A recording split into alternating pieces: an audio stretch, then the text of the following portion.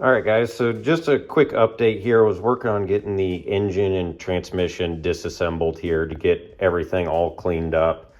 I know I told you earlier the engine was locked up tight. I actually got it disassembled, and I think what the problem was actually this starter shaft here that goes in the back plate.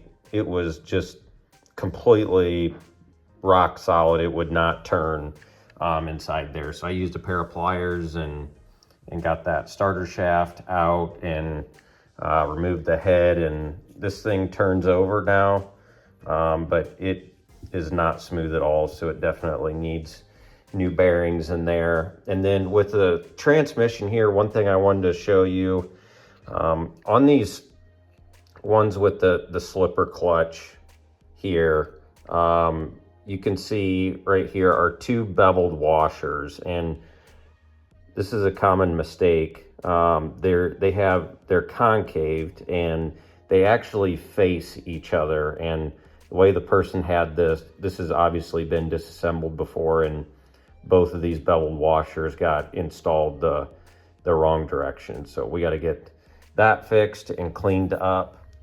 And then one last thing I wanted to show you here. This is one of the main differences between, a lot of people get confused on what differentiates a 4909 T-Maxx versus a 4907, which is what this truck would be here. And really the main difference, they both have this great transmission, but shorter chassis, is this front drive shaft.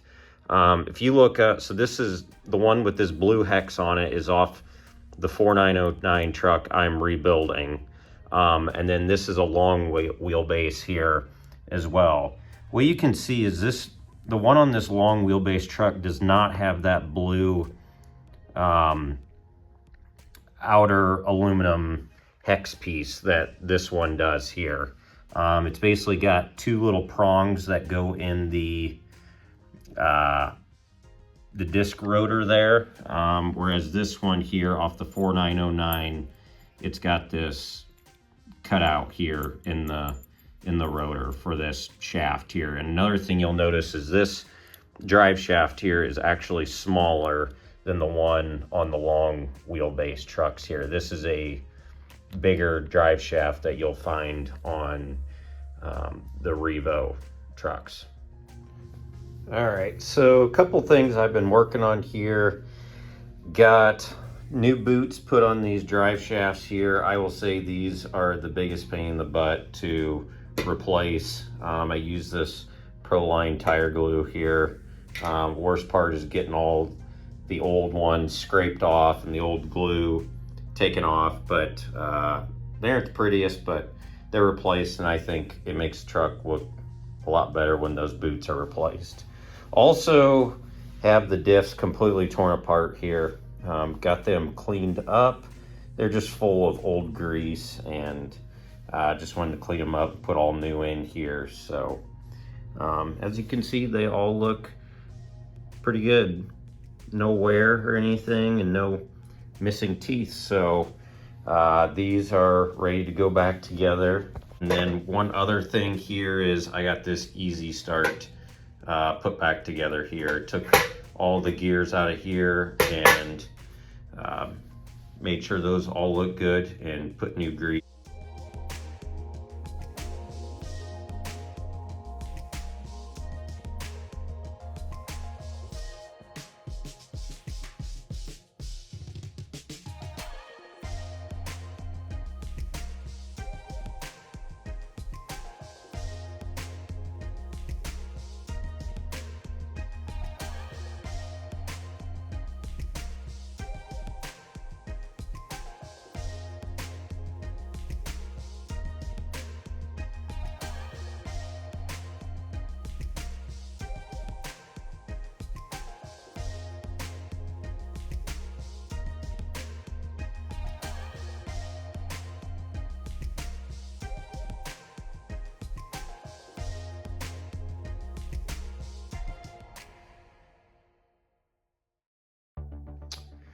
Moving right along here, what I went ahead and did was get the Stock Traxxas rear bulkheads here, swapped out for the RPM ones here.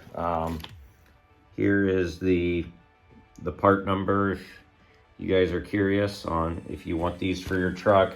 Those gray plastic ones, they tend to get really brittle over time and are probably one of the biggest weak links on these trucks. So the front already had these aluminum ones here, so I'm leaving those, and then the rears swapped out for these RPM ones here.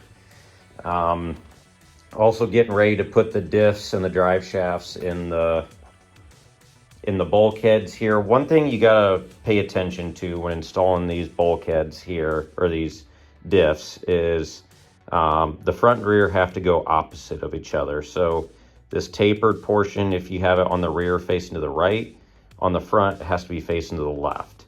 If they're both facing the same direction, like this here where the taper's on both sides, or the cone, your wheels will be locked up. So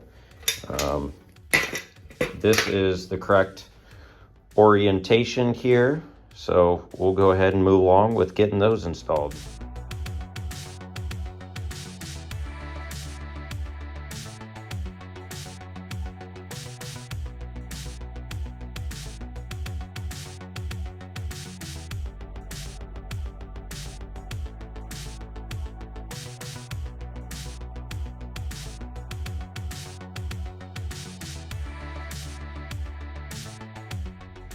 So just to stop here real quick, when installing these dust boots here and your pivot ball seals right inside here, one thing that's somewhat critical is to not get these too tight here. The wrench you use, and you put this inside here, and what I normally do is tighten them all the way until you can't tighten it anymore, and then basically back it off, let's say a half a turn.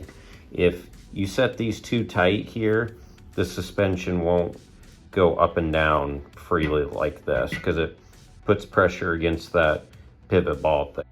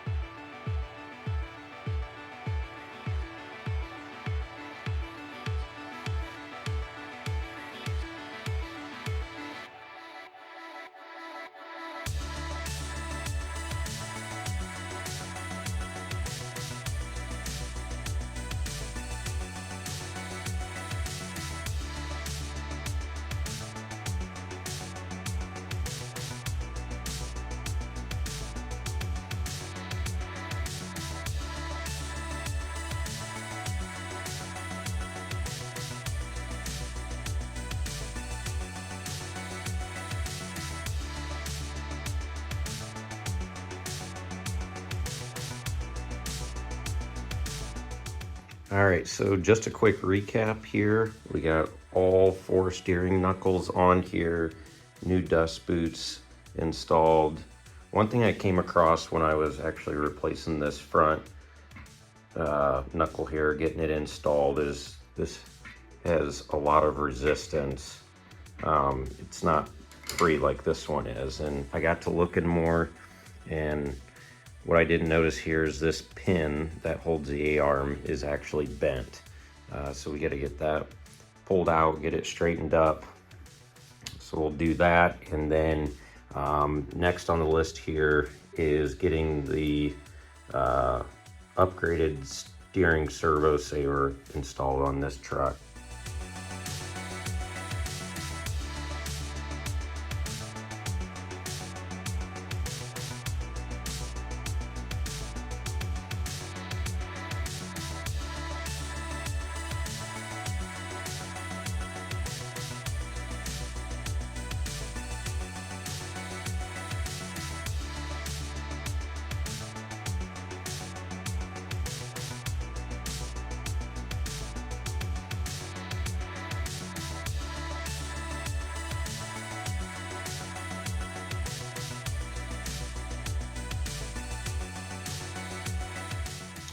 Okay, so we got this whole front skid plate on, we got the steering bell crank on, we got the tie rods attached to the bell crank here.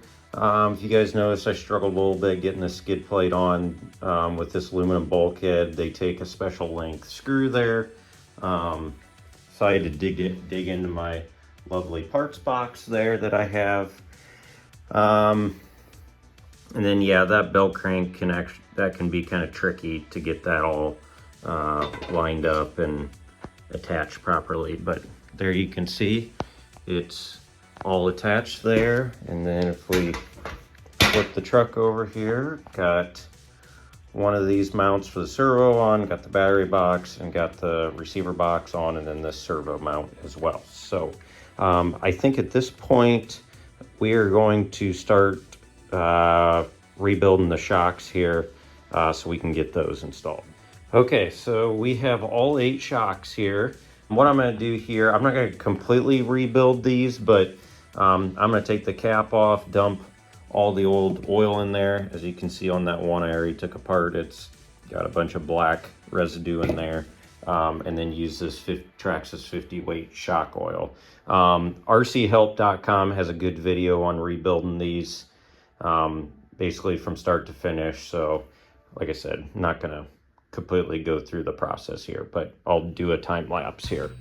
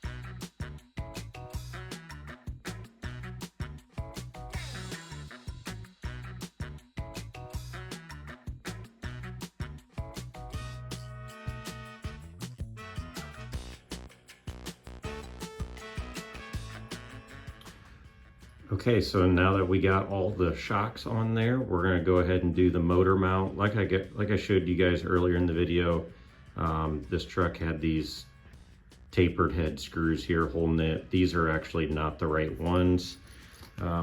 Here's the part number. They need these machined hex head screws that actually have a little lock washer on them. So go ahead and get this installed.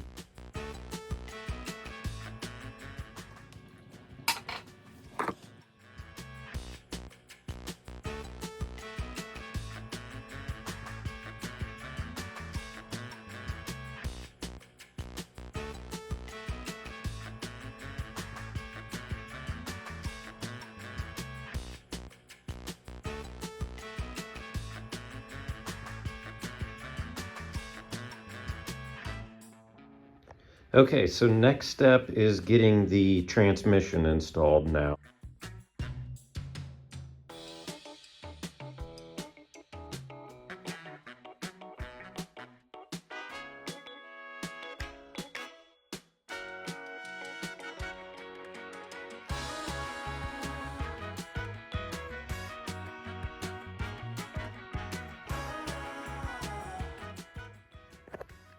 So number one, on installing this transmission, I screwed up, and this half shaft here that goes to the rear differential, it actually has to be installed with this shaft in it. So I had to unscrew this, get this front drive shaft installed, pull this one back, and then line it up on this shaft here once I had the transmission actually in. There wasn't enough space here if you guys watched in the video. The other thing is, and I notice I actually have a screw loose right there, but there's 8 holes here for screws and only 7 get installed. So the 4 on this side and then 3 on this side. This one actually does not get a screw in it. Okay, so next thing, now that we have the transmission in, is getting the engine, the easy start harness and the exhaust on. So the best way to do this here, this yellow ground wire for the engine needs attached right here, so it's easiest to put this on right when you're putting the engine in. And then the header for the engine here and the exhaust, it really needs to be assembled onto the engine first, because once you get the engine in the truck, you can't get to the screws that hold the header on. So it's best to put the exhaust on and then do basically all three of these at the same time. So let's go ahead and do that.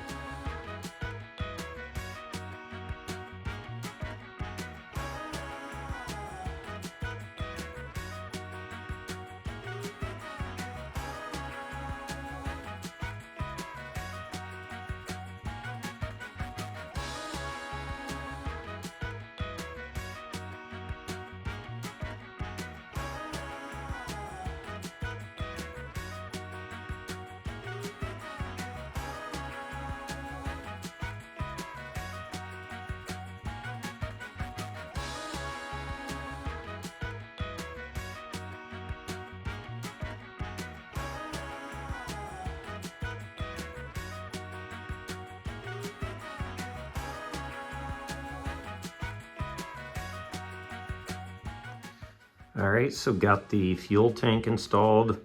I got this fuel tank off of eBay.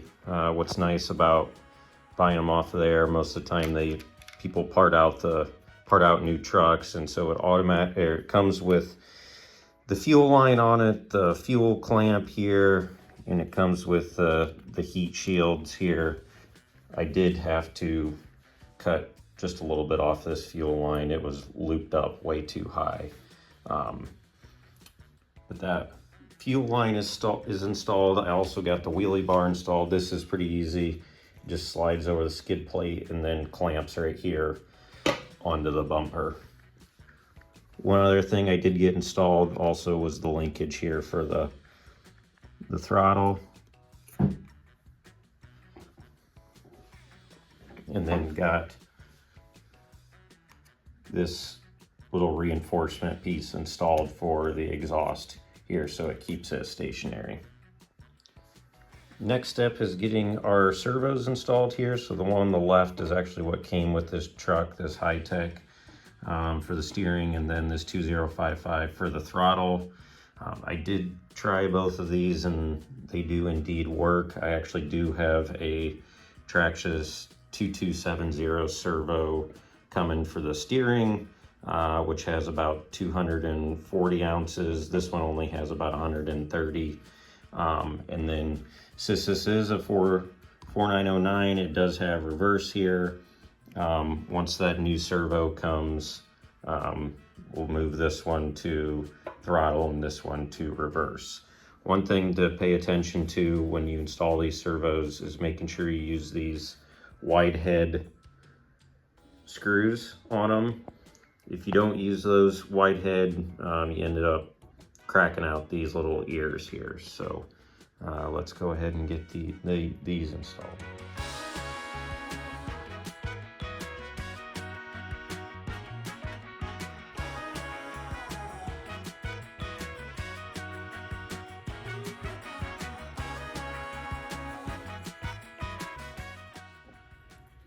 Next, we're going to install this throttle and brake linkage here. So on the short wheelbase trucks, the servo, the gear mechanism is on the front side. On the long wheelbase trucks, this servo gets flipped 180, and then this linkage needs to be like this. Once again, on the long trucks, long wheelbase, it would get mounted like this. So we will go ahead and get this put on here. There's a little set screw that holds this brake linkage here off the transmission, and then the end of this linkage here just goes in this servo arm here.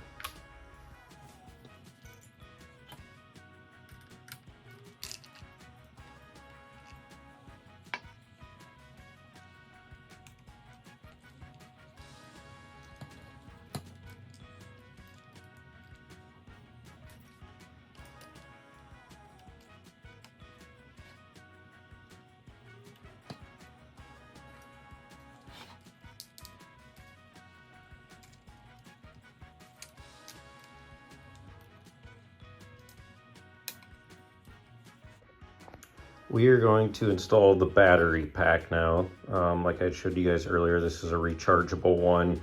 When going to a rechargeable one versus the AA's, you have to have a new on-off harness. Here's the part number for it. And then also you have to have a battery box cover that has the charge jack in it. This is the one that was originally on the truck. It didn't have it. I happen to have this one laying around. So this battery pack here, it will get plugged into the female side here. This wire will actually go into the receiver, and then this wire right here is actually what our charge jack plugs into. So that'll get installed right in here on the inside of this cover.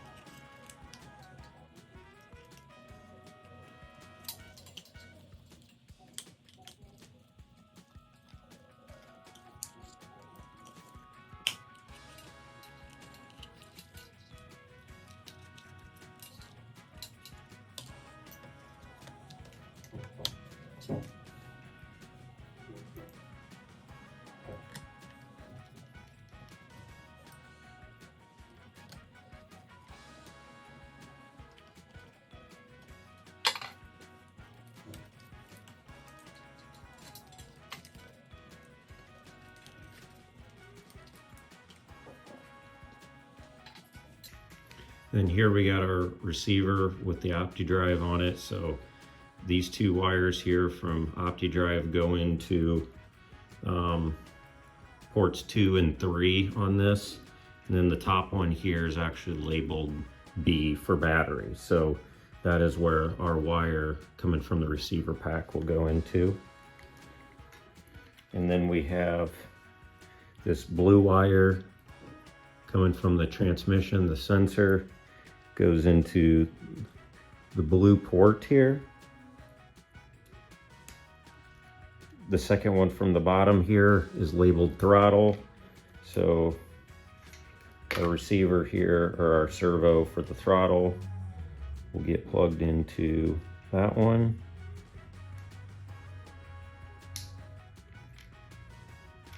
And then the actual bottom one here is for the shift servo, which we don't have installed here yet. But that is how this gets set up, and then it will get installed in the receiver cover just like this.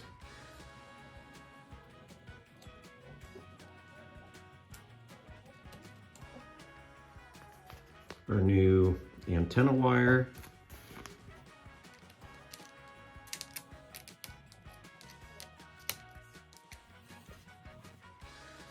So the last piece here was getting this air filter on. This is the air filter that normally comes on the 4909 trucks here. The newer long base ones come with this dual stage air filter. When you buy it off of eBay, there's a little bracket here that holds the front of the filter. You just pull out the screw here, the transmission case, and screw it back in. And then it clips up front here. So